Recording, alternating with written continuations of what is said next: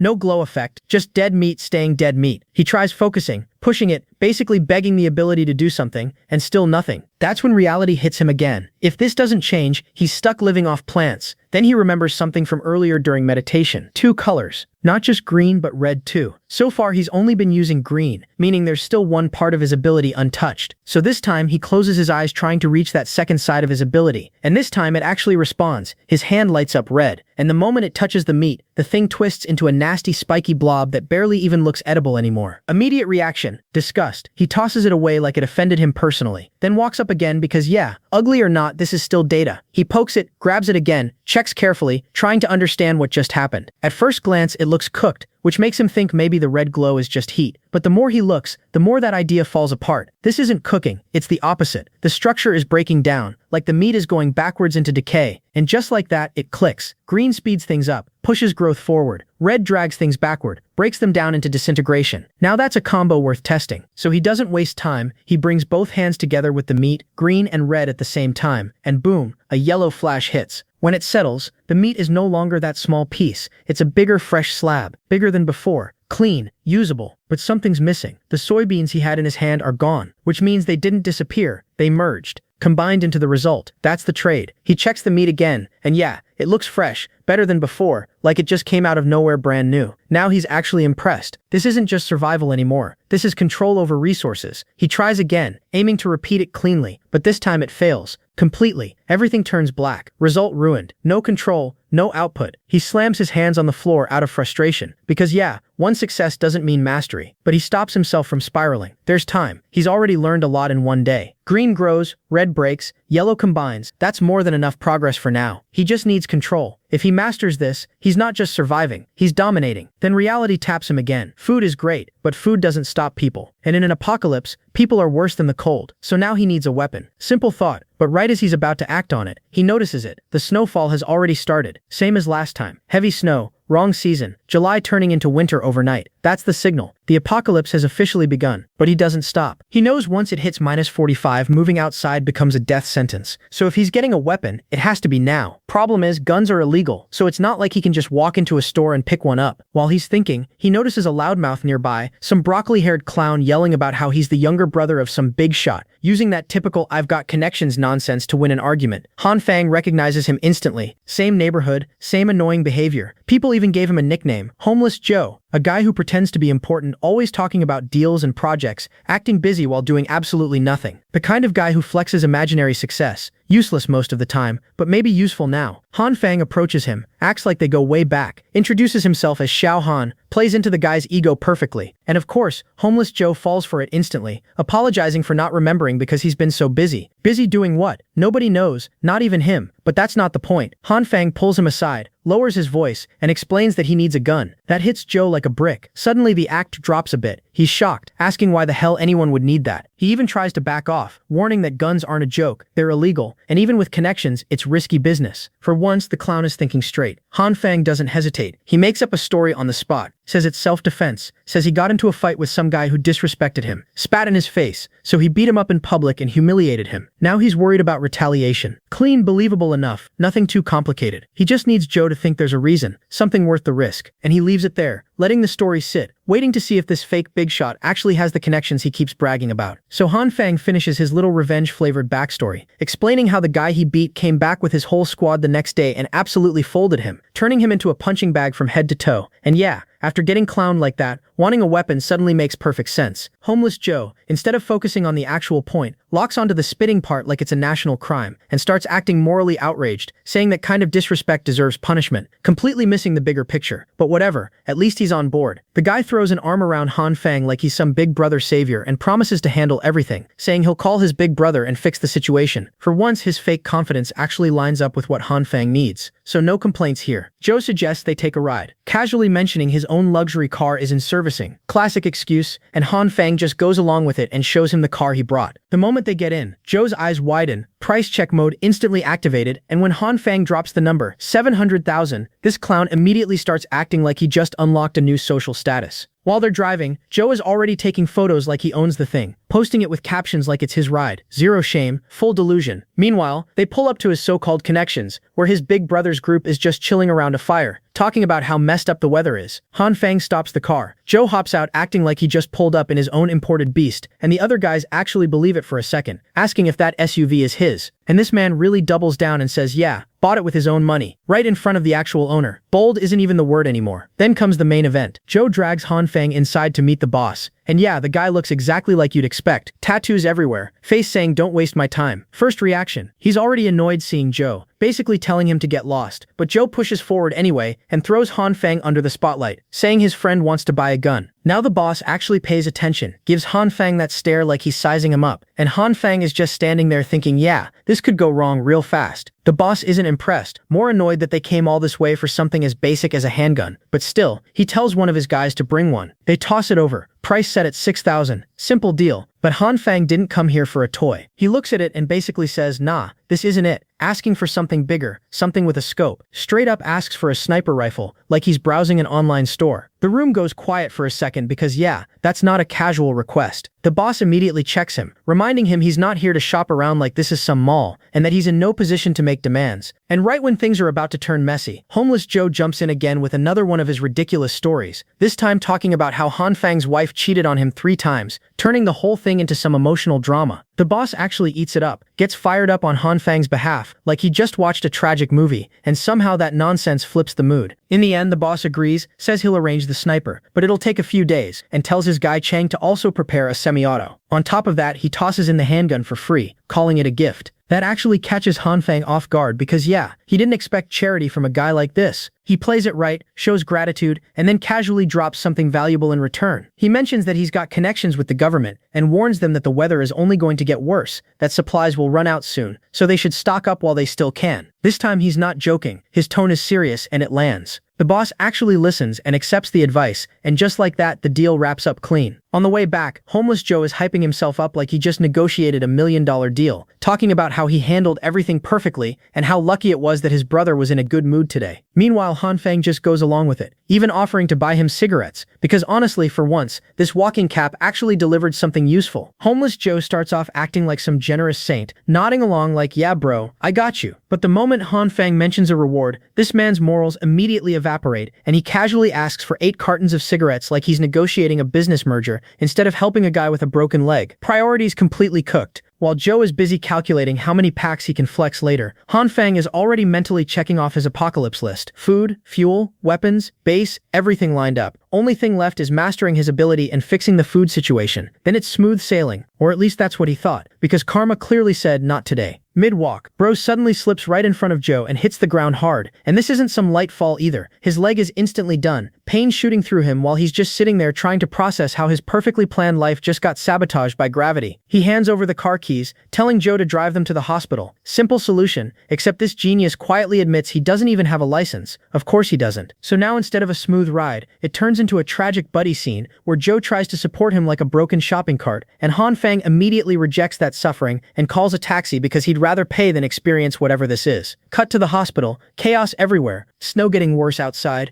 people flooding in, and right at the center of it is the head nurse, Jinyan, running the night shift like she's carrying the whole building on her back. She's watching the snow pile up while getting called left and right because the place is understaffed, and meanwhile Han Fang gets the confirmation he didn't want fractured leg, 1 hour observation, meds after that. Perfect timing. Man prepared for the end of the world but got countered by a slippery floor. Joe, still playing businessman, dips out saying he's got deals to handle, leaving Han Fang alone with a busted leg and zero support. Classic. Now the hospital is packed, lines everywhere, people panicking because the weather is clearly not normal, and Han Fang is stuck waiting for meds like it's the last boss fight before discharge. That's when he spots Jinyan working in the distance, moving between patients, checking pulses, handling everything like a pro, and yeah, bro gets distracted instantly. Young, kind, efficient, and somehow still calm in this mess. No wonder everyone relies on her. Han Fang just stands there watching, already impressed, because yeah, after everything he's been through, this is a very different kind of presence. Then an old man calls her over, complaining about back pain, and she responds politely even though she's clearly overwhelmed, telling him it might take some time. But this guy isn't here for treatment, he's here being a creep. While she's focused on helping him, he sneaks a camera under her to take photos, and she doesn't even notice because she's actually doing her job properly. She promises to come back with an x-ray later, but this guy isn't done. He escalates and starts touching her, and she still thinks he's just a patient needing help. That's when things cross the line completely, and before he can continue, Han Fang launches his crutch straight into the guy's face. No warning, no hesitation, just full send. The old man drops. The nurse gets startled, asking if he's okay, and Han Fang casually apologizes, saying he doesn't know how to use a crutch. Yeah, right. While the guy is panicking, Han Fang grabs his phone, and the moment he sees the photo in the gallery, his expression changes completely. That calm act drops instantly. He calls him out on the spot, exposes everything, and threatens to call security, saying it'd be better to lock him up than let him roam around doing this again. He doesn't hand the phone back either, makes it clear that if this guy tries anything again, that photo is going public. The old man is stuck, can't argue, can't fight back, just forced to sit there after getting exposed like that, and for once, someone actually shut him down before he could get away with it. The old man doesn't even even try to argue anymore, he just bolts. Yeah, the same guy who was crying about back pain a second ago suddenly unlocks Olympic sprint mode and disappears out of the hospital like his spine just got factory reset. Even Jinyan is standing there confused at how fast that injured patient recovered. Meanwhile, Hanfang is just looking at the situation like, yeah, some people really think the world runs on stupidity. He shows her the photo straight up, makes it clear what that creep was doing from the start, and hands her the phone so she can deal with it properly. Jinyan is genuinely grateful, takes the phone, but then her brain catches up and she realizes, wait, wasn't his leg broken? And that's when reality hits Hanfang too. Adrenaline wears off, pain kicks in like a truck, and bro immediately starts yelling because yeah, fractured leg plus hero moment equals consequences. A bit later, she patches him up properly, does her job clean, and now the pain is manageable again. She thanks him sincerely, promising she won't let anyone take advantage of her again. But while she's saying all that, his foot is literally pressed against her chest because of the way she's treating him, and Hanfang just quietly concludes, yeah, this girl is still way too naive for her own safety. Before anything else happens, she gets called again, runs off in a hurry like the overworked MVP she is, reminding him to come back in a week for a checkup. Hanfang just watches her leave and already knows that follow-up is never happening because in 1 week, the world is cooked. He leaves with that thought sitting heavy in his head. Next day, things escalate fast. The weather goes from bad to worse. News everywhere, temperatures dropping globally, and now even places like Dubai and Egypt are getting hit with heavy snow like the planet just forgot how geography works. Experts from dozens of countries rush into emergency meetings trying to explain it, and they go with the usual safe answer, temporary phenomenon, will pass soon, stay indoors. Basically calm the public down before chaos starts. Hanfang hears all that and just mentally laughs it off because he already knows it's complete nonsense. Same lie he believed last time, same setup before everything collapsed. Not this time though. This time he's chilling in his modified room, heater running, supplies stacked, fully prepared. Outside the world is panicking. Inside he's basically in premium survival mode. Meanwhile, the building group chat turns into a battlefield. Residents are losing it, complaining about the cold, saying they can't stay warm, demanding the property management fix the situation like they've got control over the weather itself. And right in the middle of that chaos, one anonymous message drops the truth bomb. Ice Age apocalypse is coming. Snowstorm isn't random. It's something happening from within the earth. That instantly catches Hanfang's attention. That's not normal knowledge. That's not something random people should know right now. His brain immediately flags this mystery person as a problem, because he was supposed to be the only one with this information. Now suddenly someone else is speaking like they've seen the same future. The chat keeps spiraling. Residents turn into an angry mob, blaming management for everything, threatening refunds, acting like snow is part of the maintenance package they paid for. Property management is panicking on the other side, apologizing non-stop but having zero solutions, because obviously they can't fight a blizzard. People aren't hearing it though, they just want someone to blame. Hanfang watches all of it like background noise, already done with these pointless arguments. To him it's obvious, no one here understands what's coming. Then one guy, Jang, steps in with actual common sense, telling everyone to calm down, saying they should help each other instead of making things worse, because natural disasters aren't something management can control. Finally, one person using their brain, but of course not everyone likes that, because when panic hits, logic is usually the first thing that dies. These residents don't just disagree with Jang, they straight up jump him for it, acting like he committed a crime for using common sense. Instead of calming down, they start calling him out like he's siding with management, when the guy is literally just saying arguing won't melt snow.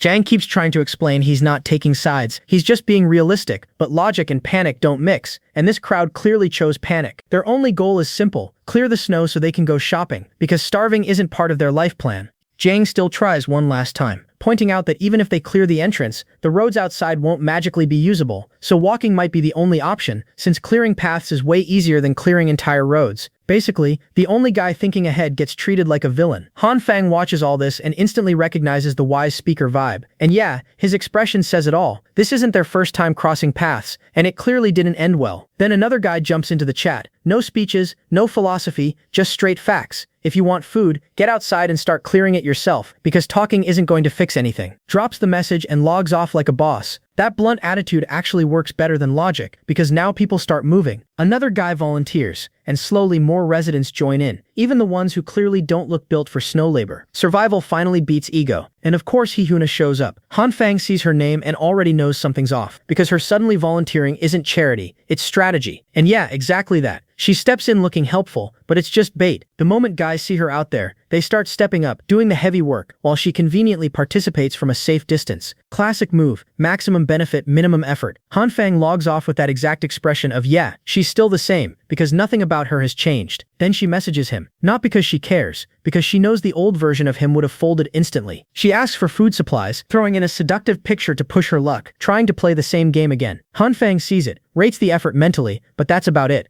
Broken leg aside, even if he could move, he's not that guy anymore. So instead of playing along, he sends back a reply that hits her nerves directly, and it works. She's instantly irritated, the plan backfires, and for once she's the one annoyed. Quick recap hits, 3rd day since the blizzard started, temperature's already dropping hard, but it's still early stage. Heating still works, internet's still alive, so people are distracting themselves instead of preparing. Han Fang, same situation, physically stuck with a broken leg, mentally bored out of his mind. He's scrolling endlessly, trying to pass time, but even that gets old fast. He realizes real quick that isolation hits harder than expected, especially when you can't even move properly. Still, nothing else to do, so he keeps scrolling. Then something actually catches his attention. A news report about a guy with insane regeneration. Fell from the 15th floor, body completely wrecked, bones shattered, organs damaged, and yet he started healing on his own like nothing happened. That flips a switch in Han Fang's head. If abilities like that exist, maybe his can do more too. So he tries it, activates the green light, focuses on his broken leg, tries to heal it. Nothing. Tries again, still nothing. Same result every time. The ability just doesn't respond the way he wants. So he gives up for now, slumps back, disappointed because for a moment he thought he found a shortcut. Hours pass, scrolling continues, and eventually he drifts off to sleep. And then the dream hits. He's dressed in primitive clothes, riding a massive goat like it's completely normal, with an entire herd of goats flying alongside him. Not walking, flying. The whole scene looks ridiculous but real at the same time, like he's leading some kind of goat army. Everything is moving smoothly, until suddenly the goats stop mid-run, slam to a halt, and the one he's riding throws him straight off its back, ending the ride just like that. Lands badly, and yeah, his already broken leg takes another hit. Before he can even process it, one of those flying goats walks up and starts licking his injured leg. Now instead of feeling blessed, bro is just disgusted. Like, what kind of medical treatment is this? And he pushes the goat away. Big mistake. The goat gets offended, pulls out a tongue that has absolutely no business being that long, wraps it around his leg like a grappling hook, and yanks it upward. The moment that tongue makes contact, his leg starts healing instantly, like damage just got erased. That's when he snaps awake, sweating like he just survived a nightmare DLC. Still trying to process what he just saw, he suddenly notices something. His leg is glowing green. Not imagination, not leftover dream effects, actual energy, actively repairing the injury. He carefully unwraps the bandages, puts his foot down. No pain, zero. The same leg that was wrecked is now working fine. So yeah, that dream wasn't random. It triggered something. But the catch, it only worked while he was asleep. Now obviously curiosity kicks in. Instead of playing it safe, Han Fang grabs a knife and decides to test it the hard way. Handshaking and everything, but he still does it. Results pending. Meanwhile outside, the residents actually managed to do something useful for once. The mob that was arguing earlier is now out there clearing snow, and thanks to everyone pitching in, the path to the main gate is finally open. Credit goes to Jang for pushing the work together agenda, even if they roasted him earlier for it. He gives props to the old man who worked the hardest. The old man returns the praise to the twins, and everyone's playing nice for 5 minutes straight. Rare moment. Then Jinyan shows up, trying to walk through the snow and immediately struggling because yeah, hospital shift plus snow terrain isn't a good combo. The twins step in, help her up, then go right back to work like actual decent humans. Jang notices the snowfall getting worse, and tells everyone to hurry up, grab supplies, and get back fast before things escalate further. Right then, the old man remembers something and hesitates, but Jang pushes him to speak. So he drops a rumor. A few days ago, someone in the building was seen bringing in a truck full of supplies, acting like they were just moving in. Jang brushes it off at first. Sounds normal enough, but then comes the detail. Gas tanks and a fireplace. That's not normal moving behavior. That's someone preparing for something big. Suddenly it doesn't sound so casual anymore. Before they can dig deeper, the twins return and some random guy who was clearly eavesdropping jumps in. Curious as hell about this mysterious prepper. Instantly gets hit with a snowball by Jinyan for slacking instead of working. Jang steps in, shuts the chatter down, and tells everyone to move out since the path is clear. Jinyan's ready to head for supplies too, but the old man still isn't done. He asks Jang directly,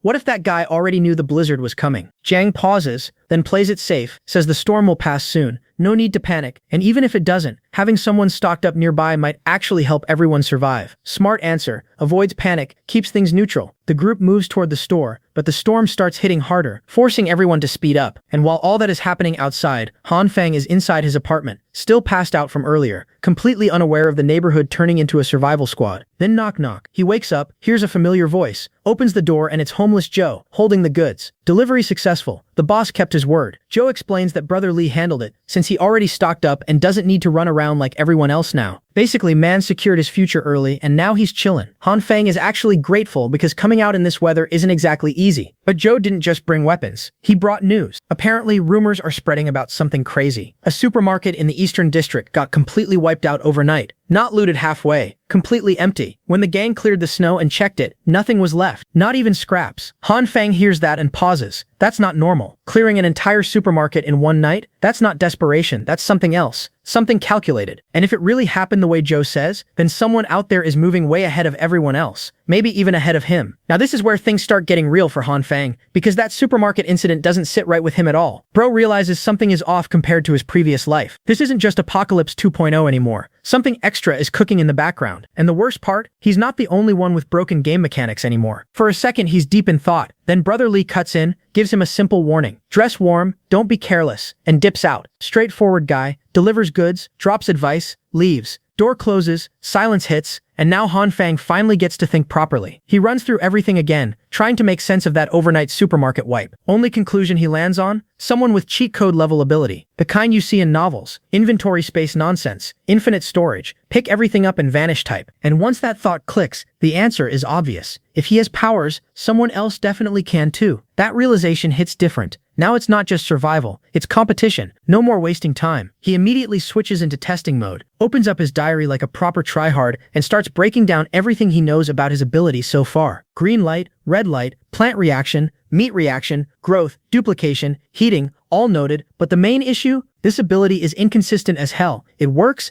until it doesn't. Soybeans have like a 10% success rate. Meat? Even worse. Basically RNG gameplay with real consequences. And right on cue, the power decides to embarrass him again. He activates it on a soybean. Boom. Instead of a plant, he gets a nasty green cloud and a useless stinky rock in his hand. Not even a cool failure, just straight garbage. At this point, yeah, frustration is building. This ability is powerful, but unreliable, and that's dangerous. So he locks in. No shortcuts, no whining, just practice. Hour after hour, testing, failing, repeating. Bro basically turns his apartment into a mini-lab. By evening, he finally gets a win. A proper soybean plant, fresh, alive, pods and everything. Clean success. But it wasn't easy. He's sweating like crazy, energy drained, but he finally cracked part of the system. And here's the key discovery. This ability isn't random. It's timing-based. The green energy isn't constant. Different items need different durations of exposure depending on their nutritional value. If you stop too early or go too long, you fail. And when you fail, you get that same burnt, useless rock. So basically, it's not just power, it's precision. And then it clicks for him. This isn't just power usage, it's like a rhythm game. You have to hit the exact timing window. Too slow, too fast. You lose. Perfect timing, success. Up, down, left, right. Except instead of buttons, it's energy flow and control. Catch the right moment, stop at the critical point, and boom, you get results. Now that he's got plants somewhat figured out, he moves on to meat, and instantly realizes this is a whole different level of pain. Same concept, but way harder. Mess up the timing even slightly, and instead of food, you get black sludge. Not even edible, just straight up cursed paste. Still, the principle should be the same, so he keeps trying, and keeps failing. Chicken leg after chicken leg, boom, gone. Explode, melt, turn into garbage, repeat. No progress, just failure stacking up. The process is way more sensitive than plants, and every attempt drains him more. At this point, it's just a cycle of trying, failing, resetting. Again,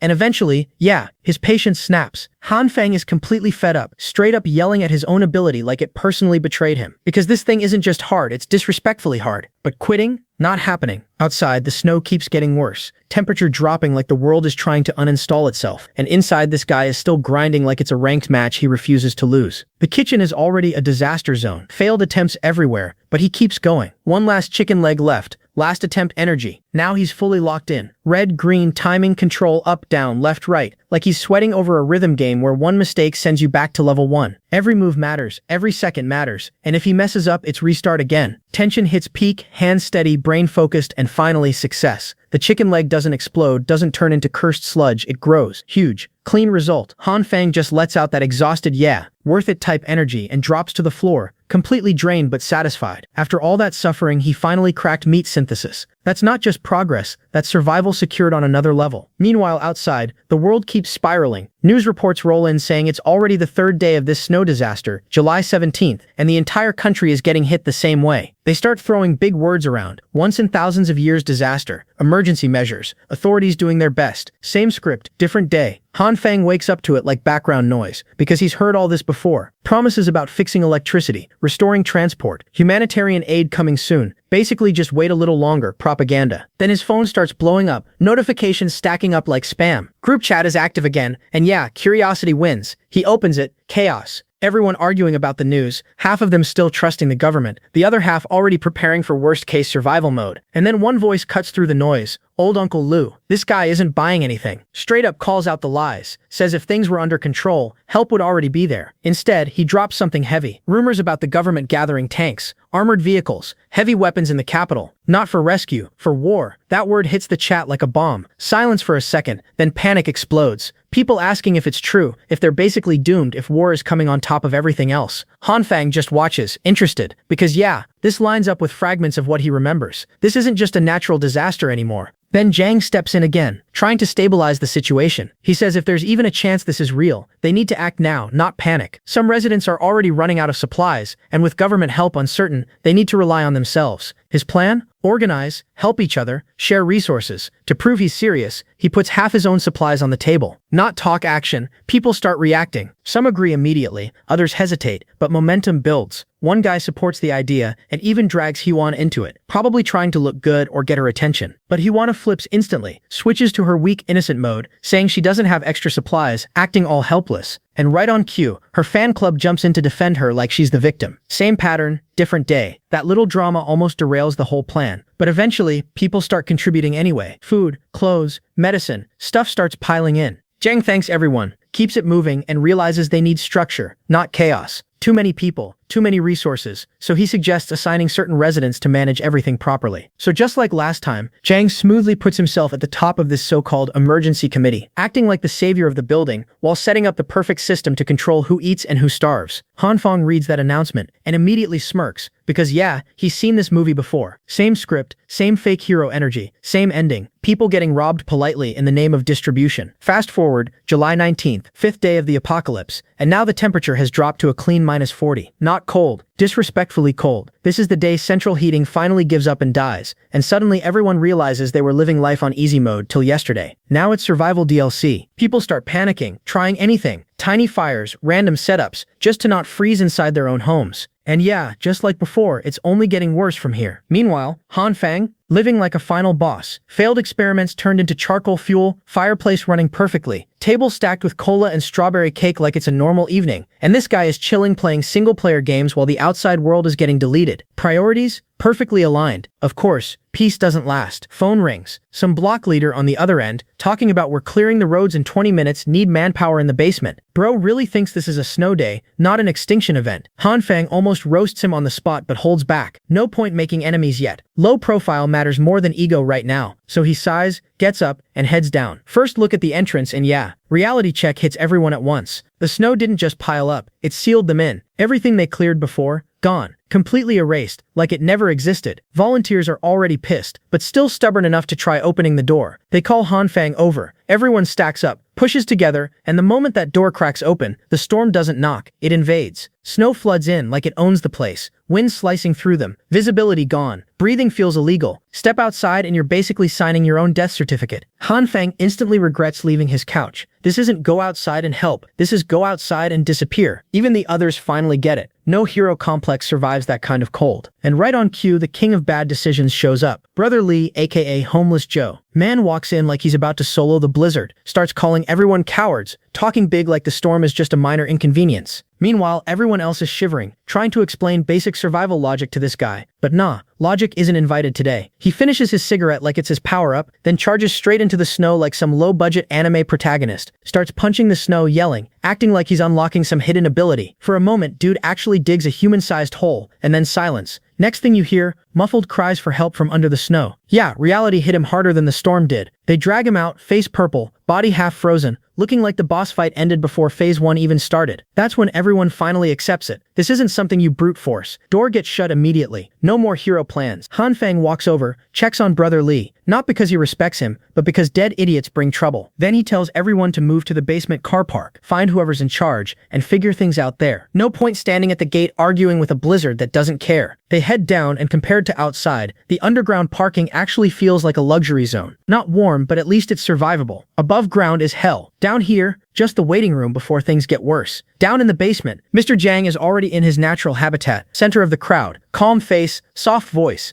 looking like the kind of guy people trust way too easily. Reports come in from the lobby, and he immediately decides the snow clearing operation is off for now, and just like that, he redirects everything toward the basement car park, turning it into the official donation and collection point. Smooth move, too smooth. Han Feng stays in the back, quiet, just watching, because yeah, first time seeing this guy in person, but he already knows exactly what kind of leader he is. Polite voice, kind face, and a brain that's already calculating other people's supplies like it's his inventory. Jang starts praising everyone, talking about how generous the residents are, how these donations will save lives, how unity is their strength, and the crowd eats it up. People are smiling, feeling good about themselves, thinking they're building some kind of survival community. Meanwhile, Han Feng's just standing there like, keep smiling, you'll regret that donation real soon. Because unlike them, he's already seen how this unity arc ends. Brother Lee, still shaking from his failed main character moment earlier, decides he's had enough for the day and dips out after saying goodbye. And that's when Han Feng notices her, the same nurse from the hospital, Jin Yan Shu, standing out instantly, not because she's trying, but because she's just naturally noticeable. Cute winter onesie, carrying a stack of boxes way too big for her, walking like she's one bad step away from disaster. And of course, disaster shows up on schedule. She bumps into a few guys, loses balance, and just when gravity's about to claim another victim, Han Feng steps in and catches her clean. Perfect timing. He asks if she's okay, she opens her eyes, thanks him, and then recognizes him. Now it clicks. Hospital guy. Broken leg guy. Which immediately turns into confusion because yeah, last time she saw him, he wasn't exactly in catching people mid-fall condition. Han Feng's brain starts buffering. He stumbles through an explanation about fast recovery since childhood, weakest excuse in history, but lucky for him, she's not built for suspicion. She just accepts it like, wow, that's amazing. No further questions asked. Pure innocence, zero detection system. He offers to carry her boxes. She hesitates, says they're heavy, but he insists, because obviously he's not about to let that moment go. She finally hands them over and instantly, reality punches him. These boxes are heavy, not normal heavy, suspiciously heavy. He asks what's inside, and she explains they're medical supplies she's donating. Even admits they might be too much for one person. And yeah, now he's stuck holding them, but bro's not complaining. Give him double the weight, he's still walking straight if it's for her. Meanwhile, she keeps reminding him not to push himself too hard, saying she's actually pretty strong herself. When he asks about it, she gets a bit guarded, drops a vague line about there being a reason, something that happened recently, then immediately backs off, apologizing like she said too much. That little slip? Yeah, Han Feng clocks it instantly. They keep walking, talking, and she finally asks his name. He introduces himself, she smiles and gives hers, Jin Yan Shu. And yeah, that smile hits harder than the cold outside. For a second, bro is just gone, completely distracted. But then comes the follow-up question. What does he do? And he answers honestly, unemployed. Yeah, perfect timing to fumble. Before the moment can fully die, some impatient dude barges through, bumps into her, and she loses balance again, this time falling straight onto Han Feng. No saving pose, no heroic catch, just full contact. She grabs onto him to stabilize, and yeah, her body presses right into his arm. Bro freezes, completely still, brain off, moment on. She immediately pulls back, apologizing, flustered, while he tries to respond like a normal human being. But let's be honest, he's still processing what just happened. That moment could have actually stayed clean. Smooth intro, decent chemistry, maybe even a normal human interaction for once. But nah, disaster arrives right on cue, and her name is Huana.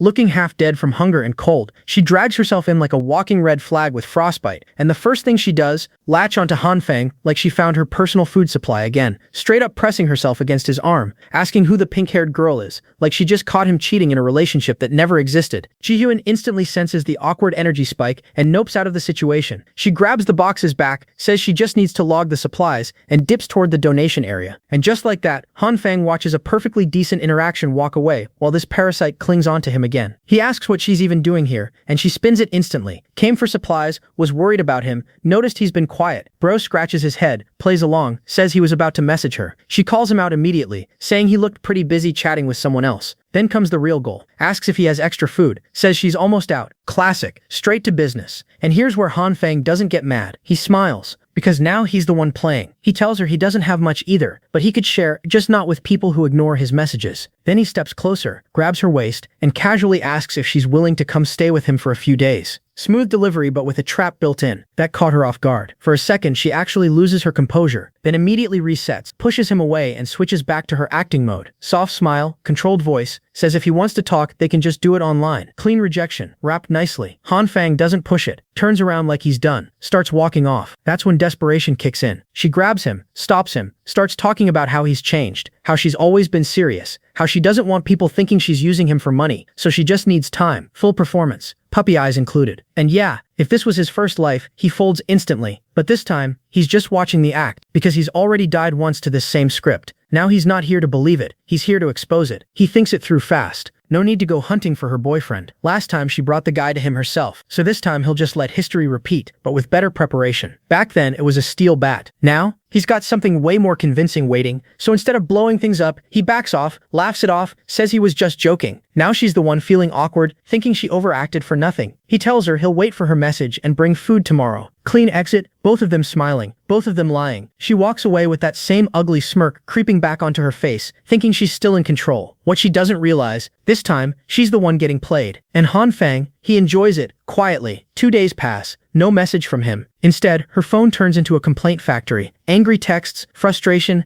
asking where her food is. Meanwhile, this guy is sitting comfortably, eating a hot steak with a drink like it's a normal dinner night, just watching her messages stack up. Honestly, nothing hits better than eating good food while watching someone who killed you in your past life slowly lose patience. And yeah, that food, that's not normal anymore. He finally figured out the method to produce actually good meat, not just edible, proper satisfying food. While everyone outside is freezing and starving, this guy is inside sweating in a bathrobe, living like the apocalypse forgot his address. But he's not just chilling, he's been testing non-stop, and now he confirms 2 key things. First, meat can't be expanded infinitely. There's a limit. Second, reproduction, that part has no cap. Same logic as the soybeans. Grow, split, reuse. Half for consumption, half for replication. And once he applies the red and green energy properly, the result is clean. Half a steak plus soybeans turns into a full piece again. So yeah, while everyone else is worrying about survival, Han Fang already solved food, and now, he's just waiting for everything else to catch up. Now that the method is locked in, Han Fang just loops the process like a cheat code. Half steak, soybeans, red and green energy, repeat, and yeah, that's basically unlimited food secured. After testing it again and again, he confirms it properly. Food is no longer a problem for him. Not survival food, actual good food. Meanwhile, the rest of the world is negotiating with starvation like it's a daily meeting. Fast forward to August 2nd, day 19 of this frozen nightmare, and the situation outside has officially gone insane. Even places that should never see snow are now buried under it. The islands near the equator, sitting at -42. Ocean freezing in real time like someone hit pause on nature. Ice layers thick enough to walk on. The kind of stuff that makes scientists look useless on live TV. Han Fang watches all this from his setup, sipping wine like it's a documentary, and just scoffs, because what they're showing, that's the toned-down version. Reality is worse. Then suddenly, boom, a loud explosion in the distance. He moves to the window, pulls the curtain, and spots a building burning. That's the 7th one in just a few days. No explanation, no pattern, just chaos stacking up. And on top of that, more military helicopters flying around the city like something bigger is happening behind the scenes.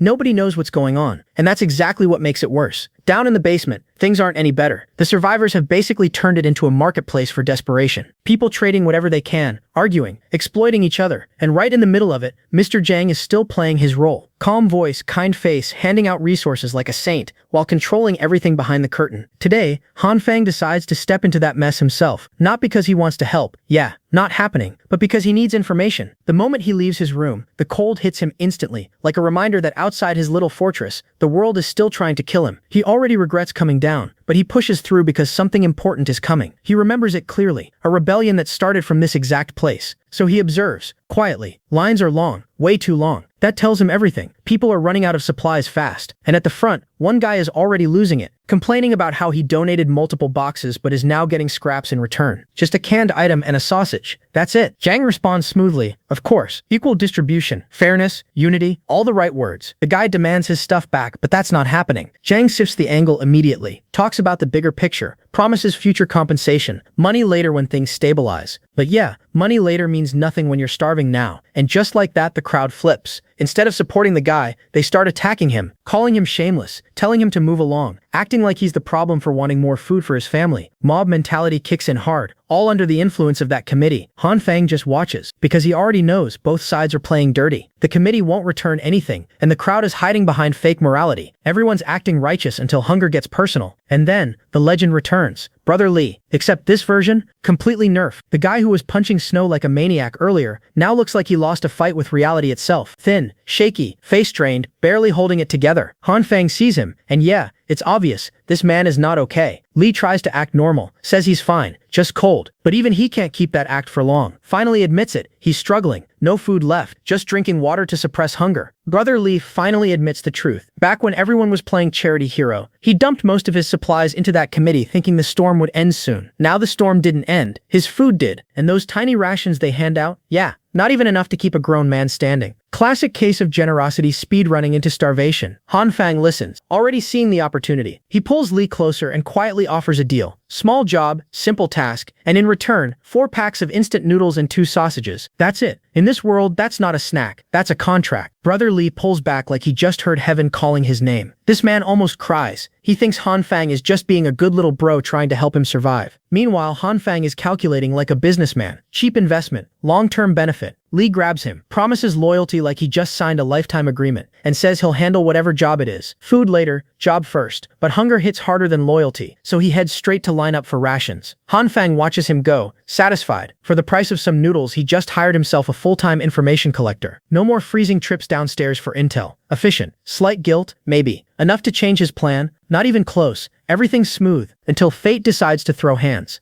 Literally. He hears his name and before his brain even processes it, smack, a clean slap across his face. No warning, no buildup, just impact. And yeah, it's her, Hyuna. That's her version of hello today. Han Fang stands there stunned, not because it hurt, but because the audacity is insane. She's yelling now, loud enough for everyone to hear, calling him useless, angry he didn't reply to her messages, making sure the whole basement audience gets the show. He just freezes for a second, because this is new. In his past life she used him. This time, she's publicly disrespecting him too, and she's doing it like she still owns him. Anger spikes instantly, fast, sharp, but he doesn't explode. He breathes, cold air fogging up and switches modes. Acting mode. He apologizes. Calm voice, serious face, tells her his supplies got stolen, says he left the food outside his door for a moment to grab keys, came back and everything was gone, claims he searched but found nothing. Clean story. She doesn't even question it properly, just switches focus immediately, asks if he still has food left. Not concern, not sympathy, just inventory check. He says yes, barely, enough for a few days if he eats once a day. And just like that her face changes. Again, back to sweet mode. Smiling, soft voice, acting like she cares, then drops the real line, suggests they split his remaining food and survive together by eating one meal every 2 days. Yeah, that's not partnership, that's daylight robbery with emotions attached. Han Fang just looks at her internally done but externally smiling, because to her he's still the same tool. And he lets her believe it. He agrees, plays along perfectly, promises to share equally. Even when she pushes for the food right now, he delays it, says he needs time to pack. She buys it, smiles, says she'll wait tonight, leaves thinking she secured her survival plan. Han Fang waves her off politely, already planning something else entirely. Fast forward to evening, 8 p.m. She's already messaging him. No reply. 9:30 she's outside near his floor, waiting in the freezing hallway, shivering, alone, desperate, with the elevator dead after weeks of neglect. Hyuna doesn't even get the luxury of pretending if she wants that food she's climbing. No shortcuts, just stairs and regret. She swallows whatever pride she had left and starts dragging herself up the staircase, step by step, already shivering before she even hits halfway. The cold is biting, her body's weak from days of barely eating, and every step feels like it's draining the last bit of energy she has. But desperation is a strong motivator. 16 floors? Yeah, for food she's doing it. By the time she's climbing higher, even the emergency lights decide to give up, leaving the upper floors dark and quiet in the worst way possible. The kind of silence that makes every little sound feel suspicious. Then she hears something, stops, nervous, calls out, asking who's there. Answer comes flying. A black plastic bag drops straight down from above, aimed perfectly at her head. She freezes. No reaction, no dodge, just standing there waiting for impact like her brain lagged. The bag hits,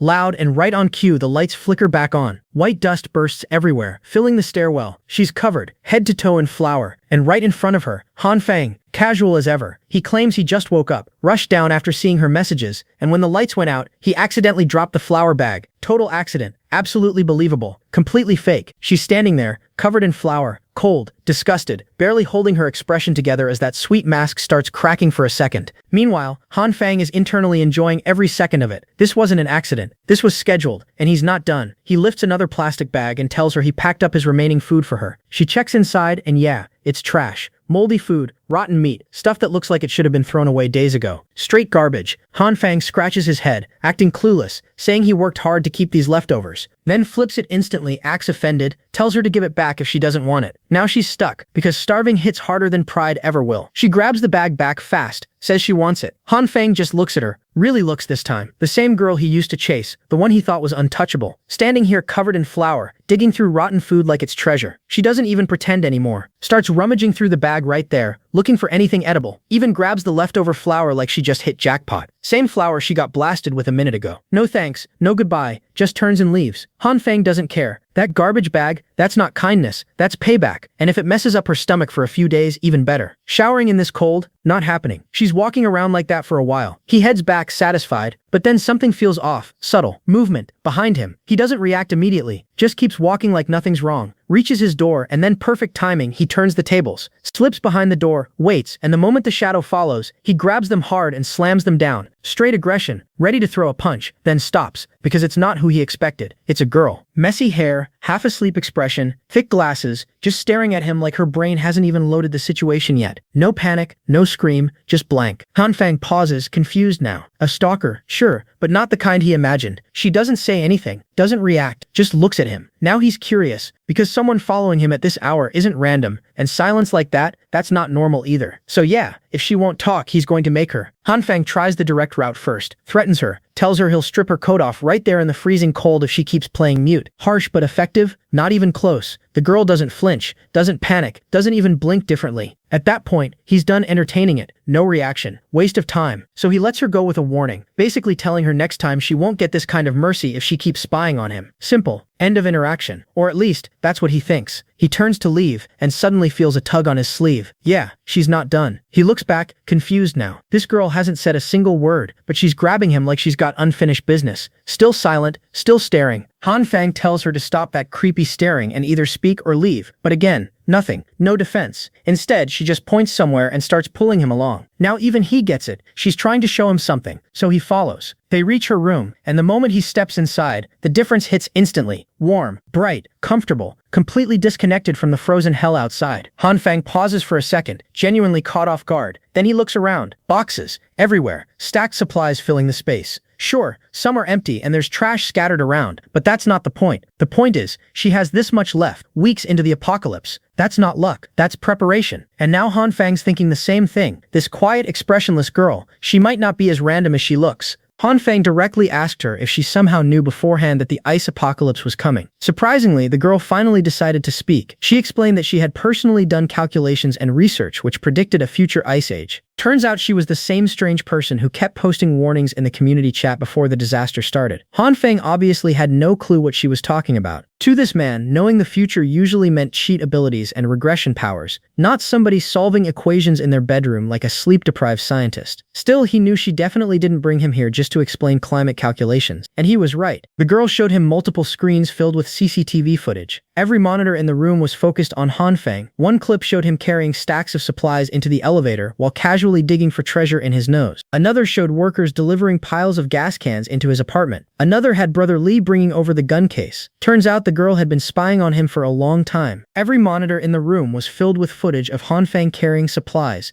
gas cans, even the gun case Brother Lee brought earlier. This man really got turned into a reality show without knowing it. Now that she was more relaxed, the girl casually started changing clothes right in front of him because the room was too warm for winter clothes. Han Fang immediately misunderstood and told her to stop putting on a live performance in front of him. The girl just calmly replied that it was hot inside. Meanwhile, Han Fang stood there fighting demons that didn't even exist. Eventually, even he had to remove his coat because compared to the frozen wasteland outside, this room felt illegal. After calming down a little, Han Fang finally pieced things together. She started monitoring him because she became suspicious after seeing him stockpiling supplies before the snow even started. Thankfully, She wasn't gathering dirt on him for blackmail. She simply wanted to figure out whether he was smart and capable enough to cooperate with her. The only problem was understanding what exactly she meant by cooperation, because this girl communicated like a broken NPC. Since talking clearly wasn't her specialty, she decided to demonstrate instead. Han Feng misunderstood her movements again and almost prepared himself for another awkward situation, but instead she simply pulled a generator out from behind the bed. Bro's imagination was working harder than the generator itself at this point. Turns out she just wanted Han Feng to teach her how to use it. The girl was basically maxed out in intelligence and completely bankrupt in survival skills. She could predict the apocalypse but probably couldn't survive 10 minutes in a camping trip. After a while, Han Feng managed to get the generator running steadily. Thankfully, we're all just pretending this generator magically doesn't gas the entire room. Han Feng hoped that would finally end the side quests, but the girl's blue eyes locked onto him again, asking for more help. This time, it was the hot water boiler. So our exhausted hero became customer service once again and set that up too. He even reminded her to conserve water and actually turn the tap off properly, because apparently that also needed explaining. Then came the refrigerator inspection. Han Feng opened it and immediately understood that this girl's survival instincts were hanging by a thread. Raw meat was sitting in the fridge instead of the freezer, things were messy everywhere, and the whole setup looked one power outage away from biological warfare. Han Feng had to explain basic food storage to her and warn her that if she kept things this dirty, she'd end up dying to bacteria before the apocalypse could finish the job. And unfortunately for him, the lessons kept going. He had to teach her how to replace gas cans for the stove safely while making her repeat every step properly. Then he ended up teaching her how to cook and roast food over the fire too. At this point, Han Feng looked less like a survivor and more like a father teaching his genius daughter how to function as a human being. By the end of it all, Han Feng was completely exhausted. When dinner was finally ready, the food smelled incredible. Han Feng told her to eat while it was still hot, while silently wondering how his life had collapsed into this weird survival sitcom. Han Feng quickly realized there was absolutely no winning this conversation, and awkwardly brushed it off by saying he was just joking. At this point, the man was mentally finished for the day. All he wanted was to crawl back into his warm bed and forget this entire survival tutorial arc ever happened. But when he looked over at the girl, she was already asleep at the table with food still in front of her. Somehow she had managed to fall asleep mid-meal like her battery just suddenly died. Even Han Feng was stunned for a second. This was genuinely the first time he had seen somebody treat a dining table like a bedroom. Still, he sighed and carried her over to the bed. This man came here thinking he uncovered a suspicious stalker mastermind, and instead spent the entire day taking care of an overgrown child with apocalypse calculations and zero survival instincts. During the night, the snowfall outside only got worse and the temperature dropped even lower. The next morning, Han Feng had barely woken up before somebody started demanding his attention again. And of course, it was the same girl. She had brought gifts to thank him for helping her yesterday. Even Han Feng looked surprised seeing how much stuff she carried over. For someone who barely understood how refrigerators worked, she definitely knew how to pay tuition fees properly. But after Han Feng took the boxes inside, the girl just kept standing at the door staring at him. That look again? He already recognized it now. Another side quest was coming. Sure enough, she pulled out another generator and asked him to teach her one more time, because she apparently forgot yesterday's lesson already. Han Feng looked like a man realizing his suffering had only just begun, so he had to teach everything all over again from the start. After several more days of dealing with her, Han Feng finally accepted the truth. This girl was completely hopeless when it came to survival skills. Common sense barely existed inside her head, and her understanding of what was normal and what wasn't was absolutely cooked, but somehow she never gave up. Every single day she dragged Han Feng back into her room to teach her more survival skills and basic daily tasks. Eventually, she finally managed to cook something that at least resembled edible food. Han Feng considered this massive progress already. Before this, even stray dogs would have looked at her cooking and walked away offended. But during an ice apocalypse, people would probably start fistfighting over a warm bowl of that garbage. Standards had fallen into the basement. After spending so much time together, Han Feng finally decided to ask for her name. She introduced herself as Zhao Xingan. Even now, Han Feng still couldn't understand why she spoke so strangely or why her behavior was so unusual. But despite everything, he had no intention of abandoning her. Meanwhile, down in the basement where supplies were being distributed to the residents, the atmosphere had completely fallen apart. Hungry people were now openly fighting over the tiny amount of food left. Chaos spread everywhere as residents started snatching supplies from each other, while arguing that nobody could prove ownership anymore. The weak collapsed from exhaustion, while the strong grabbed whatever they could carry. The peaceful days in this community were officially over. Civilization was hanging on by duct tape and instant noodles. People fought desperately over scraps they believed belonged to them, and once somebody managed to steal something, they guarded it with their life. Any small argument, residents were punching and kicking each other so hard that fists and shoes ended up stained with blood. Humanity really folded fast the second food became limited. But while the entire basement looked like the final round of a survival game,